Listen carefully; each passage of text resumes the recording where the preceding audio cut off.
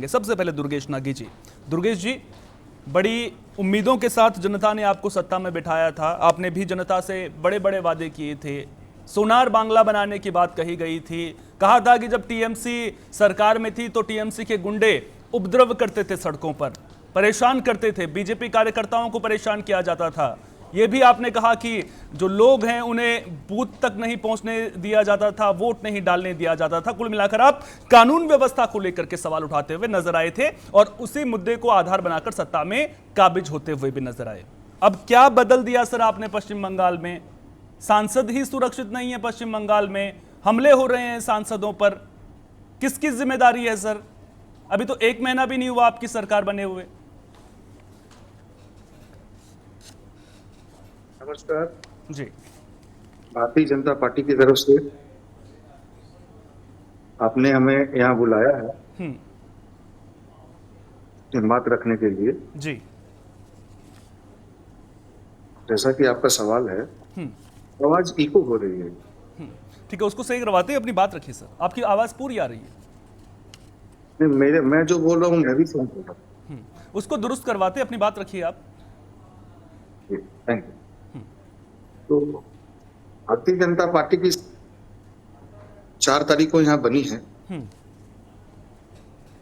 और सरकार बनने के बाद में तृणमूल कांग्रेस के तुष्टीकरण सब डिस्टर्ब हो रहा। किसी दूसरे दोबारा, ठीक है, मैं दोबारा आपके पास में आऊंगा। शशि जी का मैं रुक कर लेता हूं। शशि जी, रोल रिवर्सल नजर आ रहा है पश्चिम बंगाल में। आज से पहले क्या होता था कि बीजेपी विक्टिम कार्ड खेलती हुई नजर आती थी, टीएमसी पर आरोप लगते हुए नजर आते थे। अब रोल रिवर्सल, अब टीएमसी विक्टिम कार्ड खेलती हुई नजर आ रही है, बीजेपी को कटघरे में खड़ा कर रही है। जी नमस्कार जी। पहली बात तो ये है कि इको हो रहा है क्या? ठीक है, आप तक हमारी आवाज पहुंच रही है? बिल्कुल आपकी आवाज आ रही है सर, अपनी बात रखिए। ठीक है, ठीक है। देखिए, हमारी चिंता एक नागरिक होने के नाते यह है कि जो हिंसा हो रही है वो गलत है। वो चाहे इस पार्टी के विरुद्ध हो या उस पार्टी के विरुद्ध। दूसरी बात यह है कि ये हिंसा कब से प्रारंभ हुई? 4 तारीख को जो काउंटिंग हुई और काउंटिंग वाले दिन से ही हिंसा प्रारंभ हो गई। तो आपको क्या लगता है कि ये हिंसा टीएमसी वाले कर रहे थे या भारतीय जनता पार्टी के समर्थक जो हैं जीत के उन्माद में ये भूल गए कि अब जो है वो कुछ भी कर सकते हैं? तो मुझे लगता है कि ये संकेत तो उसी दिन से अच्छे नहीं थे। अगर ये संकेत उसी दिन से ऐसे थे कि हिंसा करेंगे लोग और उसमें आम नागरिकों को कष्ट हुआ, उसी दिन से बुलडोजर चलने लगे, आग जनी होने लगी, तो मुझे लगता है कि ये अच्छे संकेत तो नहीं थे। भारतीय जनता पार्टी के आते ही ऐसे संकेत ठीक नहीं थे। दूसरी बात, ये बातें कहना कि जो अभिषेक बनर्जी या और ये जो दूसरे जो है वो साथी जो हमले हुए हैं, हो सकता है कि पार्टी के अंदर का अंदरूनी मामला हो। तो ये अंदरूनी मामला जो है वो अचानक विस्फोट कर गया, नहीं, ऐसा नहीं होता है। जो जिस प्रकार से वहां हिंसा 4 तारीख से ही उस हिंसा को आप लिंक करके देखें और उस टोटलिटी में देखें, तो मुझे लगता है कि और नेताओं के बहुत सारे जो स्टेटमेंट हैं उसको भी देखें, भारतीय जनता पार्टी के नेताओं के जो स्टेटमेंट हैं उसको भी देखें, तो मुझे लगता है कि जब इस टोटलिटी में आप हिंसा को समझेंगे ये बातें समझ में आ जाएंगी। तो मुझे लगता है कि जो कुछ घटित हुआ वो साफ दिख रहा है कि किस प्रकार से मॉब लिंचिंग जैसा माहौल है। ऐसा लग रहा है कि और इस देश में आप जानते हैं कि काफी लंबे समय से मॉब लिंचिंग भी होता रहा है, जिसकी कितने लोगों की मॉब लिंचिंग हुई।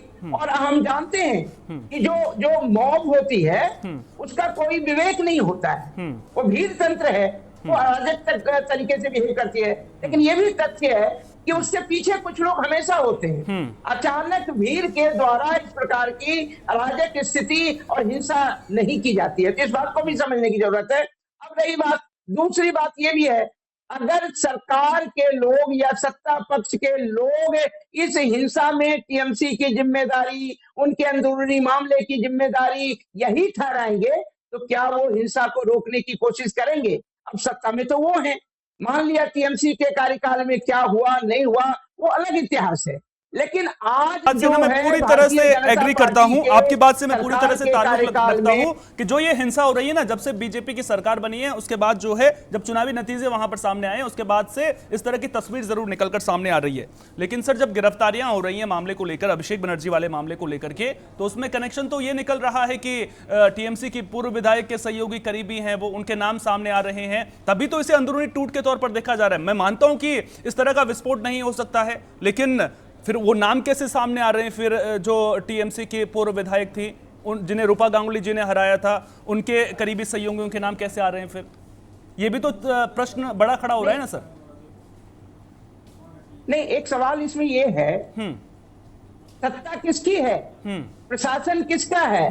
पुलिस किसकी है? बिल्कुल। तो जब सत्ता उनकी है, पुलिस उनका है, प्रशासन उनका है, तो ये सब जो है एक तरह से प्लांटेड भी हो सकते हैं, किसको गिरफ्तार करेंगे। और ये कोई नई बात नहीं है। सत्ता पक्ष में जो लोग होते हैं वो बार बार इस तरह की कोशिश करते हैं कि वो प्लांटेड जो है लोगों को गिरफ्तार करते हैं, उन पर आरोप लगाते हैं, फिर जांच की बात करते हैं और जांच में कोई प्रमाण कुछ आता नहीं है। तो मैं मानता हूं, अगर लगता है कि ये हिंसा जो हुई है उसमें टीएमसी का अंदरूनी मामला है या टीएमसी के ही लोग जिम्मेदार हैं, जो गिरफ्तारियां हुई, तो भाई आप निष्पक्ष जांच के लिए किसी अन्य एजेंसी को। अरे सर, आप कह रहे हैं प्लांटेड है, मैं ये कह रहा हूं कि जो दो चेहरे थे वो तो नजर आए थे वीडियो में, उसके आधार पर उन्हें हिरासत में लिया गया था, उसके बाद बाकी नाम भी निकलकर सामने आए, तो फिर सीधे ऐसे कैसे? ये तो गेस हो गया ना कि प्लांटेड हो सकता है। ये वीडियो में नजर आए थे, उसके बाद हिरासत में लिया, लवली मेहता के करीबी बताए जा रहे हैं, तो आप कह रहे हैं बीजेपी प्लांट कर रही है।